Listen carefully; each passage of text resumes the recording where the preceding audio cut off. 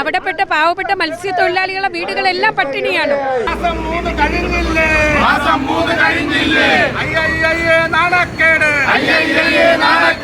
ഈ ഒരു വർഷം കൊണ്ട് അവിടെ ട്രച്ചിങ് നടത്തുന്നില്ല.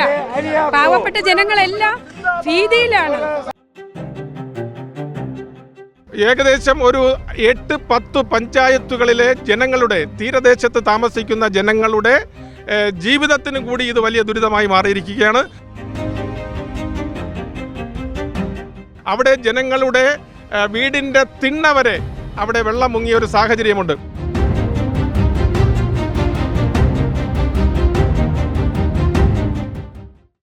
നമസ്കാരം. മുതലപ്പൊഴിയെ അഴിയാക്കുക എന്ന ആവശ്യം ഉന്നയിച്ചുകൊണ്ട് മന്ത്രി സജി ചെറിയാൻ്റെ വസതിക്ക് മുൻപിൽ ഇപ്പോൾ കോൺഗ്രസ്സുകാർ രംഗത്ത് വന്നിരിക്കുകയാണ്. എന്തായാലും മുതലപ്പൊഴി അഴിമുഖം മണൽ മൂടിയ അവസ്ഥയിലാണ് ഉള്ളത്. ഇപ്പോൾ കോൺഗ്രസ് പ്രവർത്തകർ സജി ചെറിയാൻ്റെ വീടിന് മുമ്പിൽ പ്രതിഷേധിക്കുകയാണ്.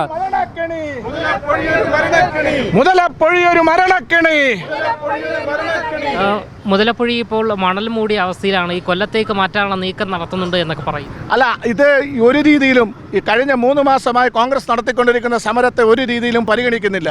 ഈ വിഷയമെന്ന് പറയുന്നത് സർക്കാർ അടിയന്തരമായി ഇടപെട്ട് നാവികസേനയുടെ ഡ്രഡ്ജർ കൊണ്ടുവന്ന് മണൽ നീക്കം ചെയ്യാൻ കഴിയും. അതേപോലെ തന്നെ ഈ ഡ്രഡ്ജിംഗ് കോർപ്പറേഷൻ ഓഫ് ഇന്ത്യയുടെ ഡ്രഡ്ജർ ഗോദാവരി കൊച്ചിയിൽ അവൈലബിൾ ആണ്. അത് കൊണ്ടുവന്ന് മണൽ നീക്കം ചെയ്യാൻ കഴിയും. പക്ഷേ അതൊന്നും ചെയ്യാതെ സർക്കാർ ഉറങ്ങുകയാണ്. അതിനെതിരെയാണ് ഞങ്ങളുടെ പ്രതിഷേധം. ഞങ്ങൾ ഉപരോധം ഏർപ്പെടുത്തിയിരിക്കുന്നത്. കഴിഞ്ഞ 3 ദിവസമായി ആ പ്രദേശത്തെ എല്ലാ വീടുകളിലും വെള്ളം കയറി കഴിഞ്ഞു. ഇന്നൊരു ദിവസത്തിനകം വീട്ടിനകങ്ങളിലും അവരെ മുറ്റത്തും അടുക്കാറായി. കഴിഞ്ഞ 2 ദിവസം കൊണ്ട് നിങ്ങളെല്ലാവരും, ചാനലുകാരിലെല്ലാവരും ആ പ്രദേശത്ത് തന്നെ ഉണ്ട്. ആ പ്രദേശത്തെ പല പ്രാവശ്യം നിരാകാര സമരങ്ങളെല്ലാം കോൺഗ്രസ് നടത്തിയിട്ട് സർക്കാരിൻ്റെ ശ്രദ്ധയെപ്പെടുത്തിയിട്ട് കേന്ദ്രമന്ത്രിയുടെ ശ്രദ്ധയെപ്പെടുത്തിയിട്ട് ഇതിന് ഒരു പരിഹാരം ഉണ്ടാവുന്ന അവിടെപ്പെട്ട പാവപ്പെട്ട മത്സ്യത്തൊഴിലാളികളുടെ വീടുകളെല്ലാം പട്ടിണിയാണ്. അവരെ വീടുകളെല്ലാം വെള്ളം കയറി തുടങ്ങി. അവിടെ എത്രയോ മരണം, 10-80 മരണം നടന്നിട്ടും സർക്കാർ എന്തുകൊണ്ടാണ് കണ്ണടയ്ക്കുന്നത്? അടിയന്തരമായി ഈ സർക്കാർ അദാനി ഗ്രൂപ്പിനായിരുന്നു ഇതിൻ്റെ ട്രച്ചിങ് സംവിധാനം കൊടുത്തിരുന്നത്. അദാനി ഗ്രൂപ്പിൽ നിന്നും 1 വർഷം കൊണ്ട് സർക്കാരാണ് ഇത് ഏറ്റെടുത്തത്. ഈ 1 വർഷം കൊണ്ട് മാസത്തിൽ 2 പ്രാവശ്യം ട്രച്ചിങ് നടത്തണമെന്നാണ്. ഈ 1 വർഷം കൊണ്ട് അവിടെ ട്രച്ചിങ് നടത്തുന്നില്ല. പാവപ്പെട്ട ജനങ്ങളെല്ലാം ഭീതിയിലാണ്. കാരണം പട്ടിണിയുണ്ട്. മത്സ്യത്തൊഴിലാളികൾ ആകെ വിഷമഘട്ടത്തിലാണ്. എന്തുകൊണ്ട് സർക്കാർ കണ്ണടച്ചിരിക്കുന്നു? അടിയന്തരമായി സർക്കാർ ഒരു നടപടി എടുത്തില്ലെങ്കിൽ ഇന്ന് ഇവിടെ നിന്ന് ഒരു പരിഹാരം കാണാതെ ഞങ്ങൾ പോകൂല. ഞങ്ങൾ ചെല്ലുന്നത് ആ പൊഴി അരികിലാണ് ഞങ്ങൾ എത്തുന്നത്. ഇന്ന് അടിയന്തരമായി നടപടി എടുക്കാതെ ഞങ്ങൾ ഇവിടെ നിന്ന് പോകുന്ന പ്രശ്നമേ ഇല്ല. എന്തായാലും മുതലപ്പൊഴിയിൽ അടിയന്തരമായി ഈ ഒരു പ്രശ്നം പരിഹരിക്കണം എന്ന് തന്നെയാണ് കോൺഗ്രസ്സുകാർ ആവശ്യപ്പെടുന്നത്. മുതലപ്പൊഴിയെ സംബന്ധിച്ച് കഴിഞ്ഞ 2-3 വർഷങ്ങൾക്കിടയിൽ 74ഓളം മനുഷ്യ ജീവനുകളാണ് അവിടെ നഷ്ടപ്പെട്ടത്. ഈ 74ഓളം മനുഷ്യ ജീവനുകൾ അവിടെ നഷ്ടപ്പെട്ടപ്പോഴൊക്കെ തന്നെ യാതൊരു തരത്തിലുള്ള നടപടിയും സർക്കാരിൻ്റെ ഭാഗത്തു നിന്നുണ്ടാകുന്നില്ല. അടിക്കടി വാഗ്ദാനങ്ങൾ കേന്ദ്ര ഗവൺമെൻറ്റും സംസ്ഥാന ഗവൺമെൻറ്റും അടക്കം അടിക്കടി വാഗ്ദാനങ്ങൾ നൽകുന്നതല്ലാതെ ആ പ്രദേശത്തെ അപകടാവസ്ഥ പരിഹരിക്കുന്നതിന് വേണ്ടിയുള്ള യാതൊരു നടപടികളും സംസ്ഥാന സർക്കാരിൻ്റെയോ കേന്ദ്ര സർക്കാരിൻ്റെയോ ഭാഗത്തു നിന്ന് ഉണ്ടായിട്ടില്ല.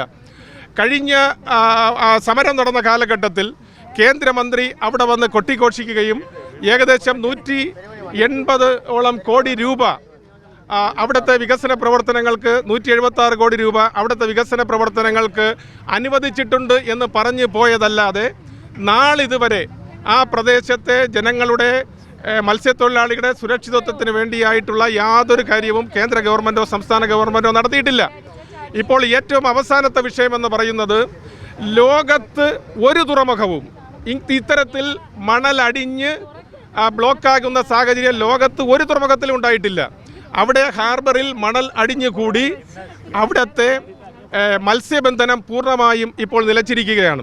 അതുമാത്രമല്ല, അവിടെ മത്സ്യബന്ധനം നിർത്തിവെച്ചതിൻ്റെ ഫലമായി മണലടിഞ്ഞ് അഴിമുഖത്ത് മണൽ അടിഞ്ഞതോടുകൂടി കഠിനംകുളം കായലും അതുപോലെ തന്നെ വാമനപുരം ആറിൽ നിന്നും എത്തുന്ന വലിയ തോതിലുള്ള ജലം അതിന് നമ്മുടെ സമുദ്രത്തിലോട്ട് കടക്കാൻ കഴിയാതെ അവിടെ തടഞ്ഞു നിൽക്കുകയും കായൽ സൈഡിലുള്ള അഴൂർ, ചിറയൻകീഴ്, കടയ്ക്കാവൂർ തുടങ്ങിയ മേഖലകളിൽ വലിയ നിലയിലുള്ള വെള്ളപ്പൊക്ക ഭീഷണി കഴിഞ്ഞ 2-3 ദിവസം കൊണ്ട് വെള്ളപ്പൊക്ക ഭീഷണിയുടെ കീഴിലാണ് ജനങ്ങൾ.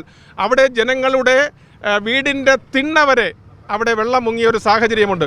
അപ്പോൾ ഇത് മത്സ്യത്തൊഴിലാളികളെ സംബന്ധിക്കുന്ന കാര്യം മാത്രമല്ല, മറുഭാഗത്ത് ഏകദേശം ഒരു 8-10 പഞ്ചായത്തുകളിലെ ജനങ്ങളുടെ, തീരദേശത്ത് താമസിക്കുന്ന ജനങ്ങളുടെ ജീവിതത്തിനും കൂടി ഇത് വലിയ ദുരിതമായി മാറിയിരിക്കുകയാണ്.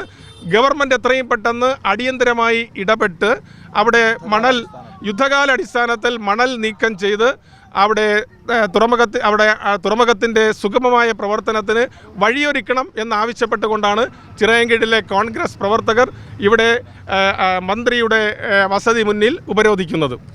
എന്തായാലും ചിറയൻകീഴിലെ കോൺഗ്രസ് പ്രവർത്തകരാണ് ഇപ്പോൾ ഇവിടെ മന്ത്രി സജി ചെറിയാൻ്റെ വസതിക്ക് മുൻപിൽ ഇപ്പോൾ പ്രതിഷേധവുമായി രംഗത്ത് വന്നിരിക്കുന്നത്. മുതലപ്പുഴ അഴിമുഖം മണൽ മൂടിയതിനാൽ ഹാർബർ കൊല്ലത്തേക്ക് മാറ്റാൻ സർക്കാരിൻ്റെ ഒരു നീക്കം നടക്കുന്നുണ്ട് എന്നുള്ള ഒരു റിപ്പോർട്ടും എന്തായാലും നിലവിൽ ഇപ്പോൾ പുറത്തു വരുന്നുണ്ട്. മന്ത്രി സജി ചെറിയാൻ്റെ വസതിക്ക് മുൻപിൽ ചിറയൻകീഴിലെ മണ്ഡലം കോൺഗ്രസ് കമ്മിറ്റിയാണ് ഇപ്പോൾ മന്ത്രി സജി ചെറിയാൻ്റെ വസതിക്ക് മുൻപിൽ പ്രതിഷേധവുമായി രംഗത്ത് വന്നിരിക്കുന്നത്. എന്തായാലും ഈ ഒരു വിഷയം ഇപ്പോൾ വലിയ രീതിയിൽ ചർച്ചയായിരിക്കുകയാണ്. ഏകദേശം 70-ലധികം മരണം ഈ മുതലപ്പുഴയിൽ സംഭവിച്ചിരിക്കുകയാണ്. ഇതിനൊരു പരിഹാരം കാണണം എന്ന് തന്നെയാണ് പൊതുജനങ്ങൾ ഒന്നടങ്കം ആവശ്യപ്പെടുന്നത്. ക്യാമറമാൻ അഖിൽ അശോകിനൊപ്പം അമൽ രുദ്ര, മറുനാടൻ മലയാളി, തിരുവനന്തപുരം. ഈ സമരം ധർമ്മ സമരം.